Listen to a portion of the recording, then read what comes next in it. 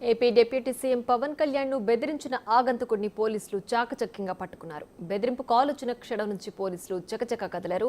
పవన్ కళ్యాణ్ కు బెదిరింపు కాల్స్ రావడంతో విషయాన్ని హోంమంత్రి దృష్టికి తీసుకెళ్లారు అధికారులు. హోంమంత్రి అనిత వెంటనే డీజీపీ ద్వారకా తిరుమలరావుతో ఫోన్లో మాట్లాడి విషయం వెల్లడించారు. తక్షణమే విచారణ చేపట్టాలని కోరారు.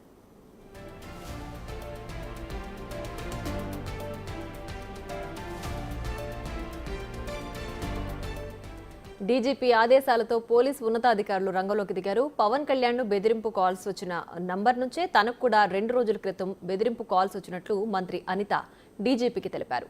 ఇద్దరు మంత్రులకు బెదిరింపు కాల్స్ రావడంతో పోలీసులు అప్రమత్తమయ్యారు. తీవ్రంగా గాలింపు చర్యలు చేపట్టారు. చివరకు విజయవాడలోని లబ్బిపేటలో ఆగంతకుడిని అరెస్ట్ చేశారు పోలీసులు. ఆగంతకుడిని పలు కోణాల నుంచి విచారిస్తున్నారు.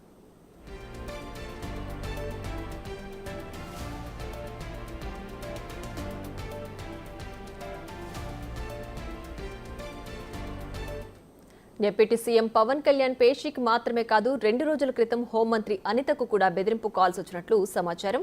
పవన్ కు అనితకు ఒకే నంబర్ నుంచి కాల్ వచ్చినట్లు గుర్తించారు. దీంతో ప్రభుత్వం అప్రమత్తమైంది. ఆగమేఘాల మీద కదిలి నిందితుడిని పట్టుకున్నారు.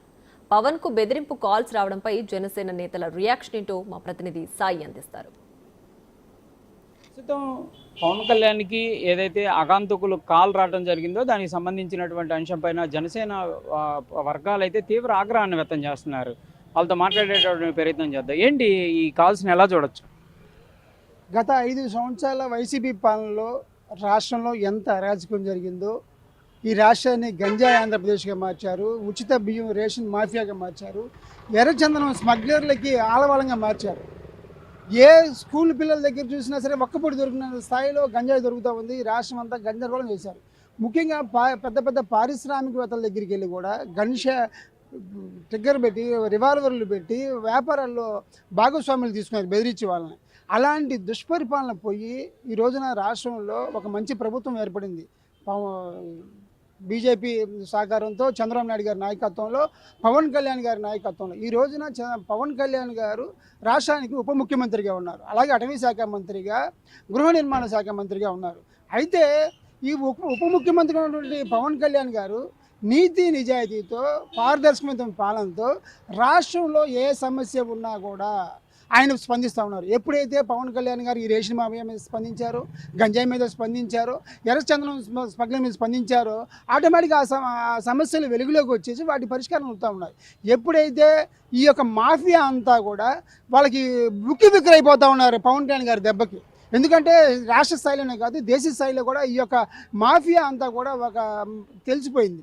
కాబట్టి ఈ క్రమంలో పవన్ కళ్యాణ్ గారు తీసుకున్న నిర్ణయాల పట్ల ఆ మాఫియా అంతా కూడా ఒక గుంపుగా ఏర్పడిపోయి పవన్ కళ్యాణ్ గారి మీద ప్రాణాపాయం చేసేటువంటి ఆలోచన అయితే ఉంది.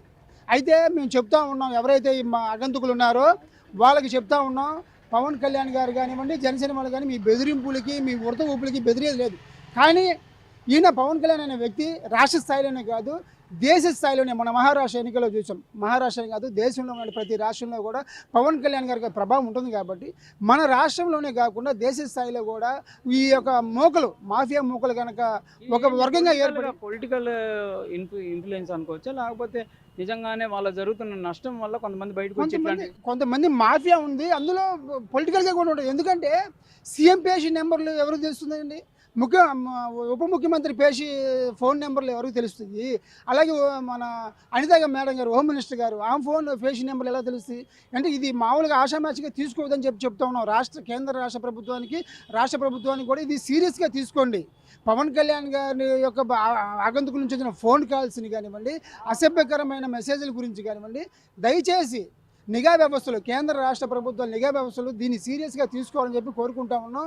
మీ వృద్ధులకి అయితే బెదిరించేది లేదు. రాష్ట్ర వ్యాప్తంగా కాదు దేశవ్యాప్తంగా పవన్ కళ్యాణ్ గారి క్రేజ్ పెరుగుతూ ఉంది.